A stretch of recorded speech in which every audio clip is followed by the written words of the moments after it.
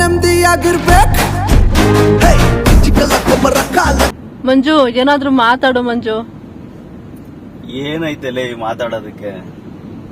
ಸರಿ, ಇವನು ದರ್ಶನ್ ಯಾವಾಗ ರಿಲೀಸ್ ಆಗ್ತಾನೆ ಜೈಲಿಂದ?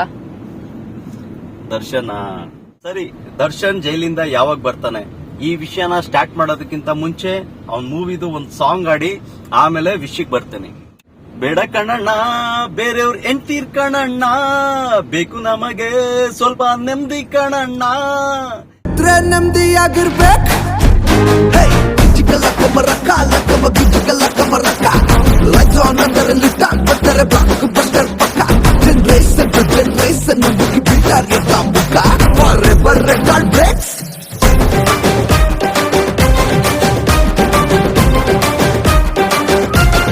ಬೇಡ ಕಣಣ್ಣ ಬೇರೆಯವ್ರ ಎಂತೀರ್ ಕಣಣ್ಣ, ಬೇಕು ನಮಗೆ ಸ್ವಲ್ಪ ನೆಮ್ಮದಿ ಕಣಣ್ಣ.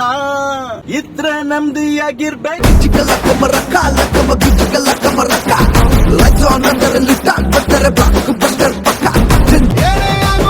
ನಿನ್ನ ಬಿಡೋರ್ ನಾವಲ್ಲ, ಕಚ್ಚೆಯಾಗಿರ್ತೀವಿ ನಾವೆಲ್ಲ. ಬೇಡ ನಮಗೆ ಬೇರೆಯವ್ರ ಕಥೆ ಪುರಾಣ, ನುಡಿಲೆ ಮತ್ತೆ ಹೇಗೆ ಕೇಳೋಣ. ಇದ್ರೆ ನೆಮ್ಮದಿಯಾಗಿರ್ಬೇಕು.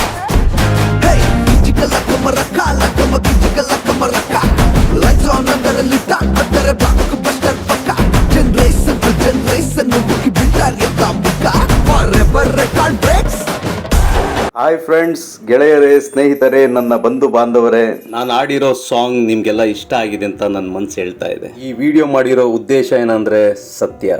ಆತನ ಜೀವನದಲ್ಲಿ ಮುಂದೇನಾಗುತ್ತೆ ಅಂತ 100% ಅಲ್ಲ 1000% ಇದೇ ನಡೆಯುತ್ತೆ ಅಂತ ನಾನು ಹೇಳ್ತಾ ಇದ್ದೀನಿ. ಇದೇ ಸತ್ಯ. ದರ್ಶನ್ ಜೈಲಲ್ಲಿರೋದು ನಮ್ಗೆಲ್ಲರಿಗೂ ಗೊತ್ತಿರೋ ವಿಷಯನೇ.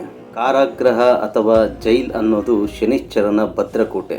ಗ್ರಂಥಗಳ ಪ್ರಕಾರ ಜೈಲ್ ಅಥವಾ ಕಾರಾಗೃಹ ಎನ್ನುವುದು ಶನಿ, ರಾಹು, ಕೇತುವಿನ ವಾಸಸ್ಥಾನ. ಕಾರಾಗೃಹ ಎನ್ನೋ ಕತ್ತಲಿನ ಲೋಕದಲ್ಲಿರುವುದು ಮಾನಸಿಕ ಖಿನ್ನತೆ, ಚಿತ್ರ ಮಾನಸಿಕ ನೋವಿನ ಕ್ರಂದನ, ಭಯಂಕರವಾದ ನರಳಾಟ, ನಮ್ಮ ತಪ್ಪುಗಳಿಗೆ ನಾವೇ ಸೃಷ್ಟಿ ಮಾಡಿಕೊಂಡಿರುವ ಒಂದು ನರಕ ಲೋಕ ಅದು. ಕೇತು ಗ್ರಹಕ್ಕೆ ಸೇರಿರುವ ಕೀಟಗಳ ವಾಸಸ್ಥಾನ ಅದು. ತಿಗಣೆ, ಜಿರಳೆ, ಸೊಳ್ಳೆ, ಚರ್ಮರೋಗದ ವೈರಸ್ಗಳು ಮತ್ತು ಇಲಿ ಮತ್ತೆ ಹೆಗಣ ಕೂಡ ಕೇತು ಗ್ರಹಕ್ಕೆ ಸೇರಿರುವ ಒಂದು ಜೀವಿ. ಇನ್ನು ರಾಹು ಗ್ರಹಕ್ಕೆ ಸೇರಿದ್ದು ಅಲ್ಲಿನ ವಾತಾವರಣ. ಕತ್ತಲೆ ಕವಿದ ಕಾರಾಗೃಹದ ಕೊಠಡಿಗಳು, ಕಣ್ಣಿಗೆ ಕಾಣದ ಮಾನಸಿಕ ನೋವು, ಕೋಪ, ಕಿರುಚಾಟ, ಕೂಗು, ಹಳು. ಇನ್ನು ಶನಿಶ್ಚರ, ಕಾರಾಗೃಹದ ಭದ್ರಕೋಟೆಯ ದಂಡನಾಯಕ. ಶನಿಶ್ಚರನ ಬಲಗೈ ರಾಹು. ಕೂಗಾಟ, ಕಿರಿಚಾಟ, ಜಗಳ, ಒಡೆದಾಟ, ಹಳು. ಶನಿಶ್ಚರ ರಾಹುವನ್ನು ಬಳಸಿಕೊಂಡು ಇದೆಲ್ಲವನ್ನು ಮಾಡಿಸುತ್ತಾನೆ. ಇನ್ನು ಕೇತುವನ್ನು ಬಳಸಿಕೊಂಡು ಕೀಟಗಳಿಂದ ರಕ್ತ ಹೀರಿ ವಿಚಿತ್ರ ಕಾಯಿಲೆ, ವ್ಯಾಧಿಗಳಿಂದ ನರಕ ತೋರಿಸುತ್ತಾನೆ. ನಾನೀಗ ಹೇಳಿರೋದೆಲ್ಲ ಸತ್ಯ. ಗ್ರಂಥಗಳ ಪ್ರಕಾರ ಕಾರಾಗೃಹದ ಕರಾಳ ಸತ್ಯ. ಇನ್ನು ದರ್ಶನ್ ವಿಷಯಕ್ಕೆ ಬರೋಣ. ಚಲನಚಿತ್ರ ನಾಯಕ ನಟ ದರ್ಶನ್ ತಪ್ಪು ಮಾಡಿದನ ಇಲ್ವಾ ಅದು ಕಾನೂನಿಗೆ ಬಿಡೋಣ, ಅದು ನನಗೆ ಬೇಡವಾದ ವಿಷಯ. ದರ್ಶನ್ ಕಾರಾಗೃಹ ಸೇರಿದ ಕೆಲವು ತಿಂಗಳುಗಳ ನಂತರ ಡೆವಿಲ್ ಚಿತ್ರದ ನಿರ್ಮಾಪಕರು ಅರ್ಧಕ್ಕೆ ನಿಂತ ಡೆವಿಲ್ ಚಿತ್ರದ ಶೂಟಿಂಗ್ ಮುಂದುವರಿಸಲು ಡೆವಿಲ್ ಚಿತ್ರದ ನಿರ್ಮಾಪಕರು ಹಾಗೂ ಆ ಚಿತ್ರತಂಡ ಕಾನೂನಿನ ಸಹಾಯ ಕೇಳಿ ದರ್ಶನ್ ನನ್ನು ಕಾರಾಗೃಹದಿಂದ ಅಲ್ಪಾವಧಿ ಬೇಲ್ನ ಮುಖಾಂತರ ಹೊರಗಡೆ ಕರ್ಕೊಂಡ್ಬಂದ್ರು. ಇದೆಲ್ಲ ನನಗೆ ನಿಮಗೆ ಗೊತ್ತಿರೋ ವಿಷಯನೇ. ಇಲ್ಲೇ ಇರೋದು ನೋಡಿ ಈ ಕಥೆಯ ಸೂತ್ರಧಾರಿ ಶನಿಶ್ಚರನ ಆಟ. ಆ ಆಟ ಯಾವ್ದೆಂದ್ರೆ ದರ್ಶನ್ ಜೊತೆಲಿ ಇರೋರು ಒಳ್ಳೆಯವರ ಕೆಟ್ಟವರ. ಆತನ ಜೊತೆಲಿ ಇರೋರ್ನ ಫಿಲ್ಟರ್ ಮಾಡಲು ಬಂದವನೇ ಶನಿಶ್ಚರ. ದರ್ಶನ್ನ ಎಲೆಕ್ಷನ್ಗಾಗಿ ಬಳಸ್ಕೊಂಡವರು. ಕ್ಲಬ್ಬು, ಪಬ್ಬು, ಎಣ್ಣೆ, ಗುಂಡು, ತುಂಡು ಇದಕ್ಕೆಲ್ಲ ಬಳಸ್ಕೊಂಡವರು.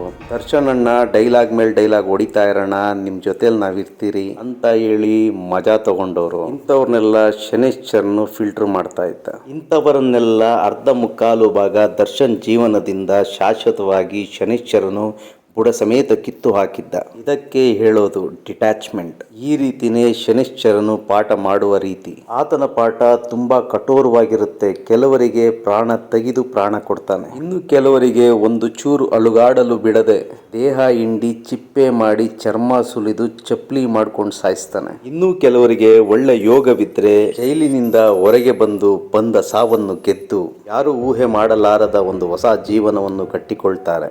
ಆ ಹೊಸ ಜೀವನದಲ್ಲಿ ಸಿನಿಮಾದಲ್ಲಿ ಆತನ ಗುರುಗಳಾದ ಶನೈಶ್ಚರನು ಹೇಳಿಕೊಟ್ಟ ಪಾಠದಂತೆ ಮೋಸಗಾರರು ಯಾವ ರೀತಿ ನಮ್ಮ ಬಳಿ ಬರ್ತಾರೆ, ಅವರು ಯಾವ್ಯಾವ ರೀತಿ ನಾಟಕಗಳಾಡ್ತಾರೆ, ಕಳ್ಳರು ಯಾವ ರೀತಿ ಇರ್ತಾರೆ, ರಕ್ತ ಸಂಬಂಧಿಗಳು ಯಾವ ರೀತಿ ಇರ್ತಾರೆ, ಸುಖಕ್ಕೆ ಎಷ್ಟು ಜನ ಬರ್ತಾರೆ, ಕಷ್ಟ ಬಂದಾಗ ಎಷ್ಟು ಜನ ಬರ್ತಾರೆ, ಸ್ವಂತದವರು ಜೊತೆಲಿದ್ಕೊಂಡು ಯಾವ ರೀತಿ ಬೆನ್ನಿಂದೆ ಕತ್ಕುಯ್ತಾರೆ, ಕಟ್ಕೊಂಡೋಳು ಇರೋ ತನಕ ಕಟ್ಕೊಂಡೋಳು ಕಡೆ ತನಕ. ಗುರುಗಳ ಬಳಿ ಇಂತಹ ಪಾಠಗಳನ್ನು ಕಲಿತು ಒಂದು ಹೊಸ ಸಾಮ್ರಾಜ್ಯವನ್ನೇ ಕಟ್ತಾನೆ.